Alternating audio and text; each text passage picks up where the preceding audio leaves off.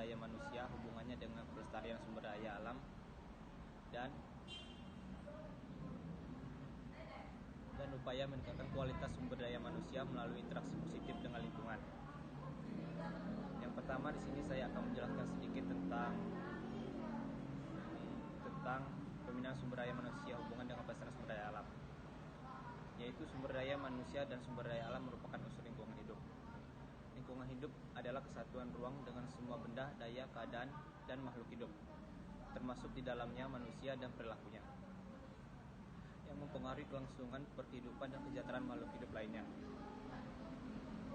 Hubungan sumber daya manusia dengan sumber daya alam bisa dibilang dalam kehidupan antara manusia dan ada senantiasa berhubungan. Hal itu dilakukan untuk mempertahankan eksistensinya. Hubungan tersebut memberikan beban pada sumber daya alam sehingga daya dukungan lama-kelamaan berada pada ambang batas. Adanya beban daya dukung terhadap sumber daya alam akibat percobaan penduduk antara lain dapat diperingan dengan meningkatkan teknologi. Meskipun demikian, juga perlu diingat bahwa perkembangan teknologi di sisi lain juga memberikan tekanan yang berat terhadap sumber daya alam sendiri. Sebagai contoh, pertumbuhan penduduk yang cepat mendorong setiap bangsa untuk meningkatkan kemakmuran lewat peningkatan produksi, baik peningkatan bahan makan atau industri. Hubungan pembinaan sumber daya manusia dengan pelestarian sumber daya alam. Pada hakikat, kehidupan manusia adalah untuk mempertahankan kehidupan dan kelangsungan spesies manusia. Untuk melaksanakan tugas kehidupan tersebut, manusia membutuhkan energi sumber daya alam. Agar pemanfaatan sumber daya alam tersebut dapat dilaksanakan secara efektif dan efisien, pelaksanaan pembinaan sumber daya diarahkan pada pembangunan pemikiran, perasaan, moral, dan sebagainya. Pembinaan sumber daya manusia melalui jalur pendidikan formal. Dalam rangka pembinaan sumber daya manusia, hubungannya dengan pelestarian sumber daya alam, jalur pendidikan formal dan sekolah tingkat dasar sampai tingkat perguruan tinggi merupakan tempat yang strategis untuk melaksanakan usaha-usaha yang bersifat edukatif. Pendekatan tersebut diberikan pada jenjang pendidikan formal pada tingkat sekolah dasar sampai SLTA. Kegunaan agar siswa ikut serta aktif berpartisipasi dalam pelestarian sumber daya alam demi kesejahteraan dirinya dan generasi yang akan datang. Lebih lanjut mengatakan bahwa pendekatan integratif bukan sekedar menyisipkan materi PKLH ke dalam mata pelajaran yang relevan, tetapi harus tercermin dalam 4 hal, yaitu yang pertama, integrasi dalam kurikulum, yang kedua, integrasi dalam satuan pelajaran didasarkan pada GPBB, integrasi dalam proses belajar mengajar, dan integrasi dalam penilaian baik dalam penilaian formatif maupun sumatif. Pembinaan melalui jalur pendidikan non formal. Pada jalur pendidikan non formal ini sering diabaikan, padahal jika dilaksanakan dengan teratur disiplin maka hasilnya akan baik juga.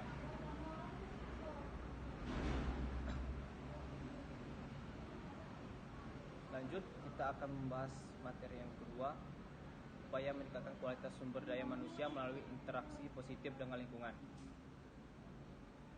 Yang pertama, manusia sebagai komponen lingkungan.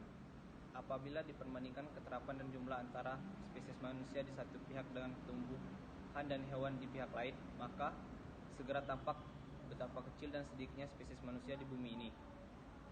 Namun demikian, apabila perbandingan didasarkan atas potensinya dalam mengubah lingkungan bumi, maka jelas manusia memiliki potensi jauh lebih besar. Melalui kemampuannya, manusia dapat mengubah lingkungan sedemikian rupa sehingga dapat merusak, meringankan, atau bahkan menghancurkan semua kehidupan di bumi. Untuk hubungan manusia dan lingkungan. Manusia berinteraksi dengan lingkungan hidupnya. Ia mempengaruhi dan dipengaruhi oleh lingkungan hidupnya. Ia membentuk dan terbentuk oleh lingkungan hidupnya. Manusia seperti itu adanya, yaitu disebut fenotip, adalah perwujudan yang dihasilkan oleh interaksi sifat keturunannya dengan faktor lingkungan. Sifat keturunan yang terkandung dalam gen merupakan bagian kromosom di dalam masing-masing sel tubuh, menentukan potensi perwujudan manusia. Apakah suatu sifat dan genotip itu terwujud atau tidak, tergantung ada atau tidaknya faktor lingkungan yang sesuai untuk perkembangan sifat itu sendiri. Peranan pendidikan dalam memperoleh sumber daya manusia yang dalam perilakunya sebagai upaya pemenuhan kebutuhannya, kesehariannya tetap berinteraksi secara positif dengan lingkungannya. Maka pendidikan merupakan jalur yang ideal untuk ditempuh. Melalui pendidikan akan dapat diharapkan diperoleh sumber daya manusia yang selain menguasai ilmunya dan teknologinya. Di sini saya akan memberikan kesimpulan sedikit.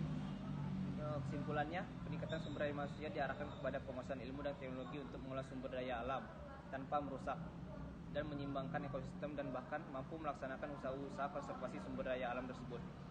Dengan demikian, interaksi yang terjadi antara manusia Indonesia lingkungannya adalah interaksi positif. Untuk dapat berinteraksi positif, maka manusia harus belajar untuk mengetahui kedudukannya sebagai salah satu unsur pembentuk ekosistem baik melalui pendidikan persekolahan maupun luar persekolahan. Terima kasih. Baik, itulah pembelajaran dari saya. Apabila ada salah kata saya mohon maaf. Wabillahi taufiq wal hidayah. Wassalamualaikum warahmatullahi wabarakatuh.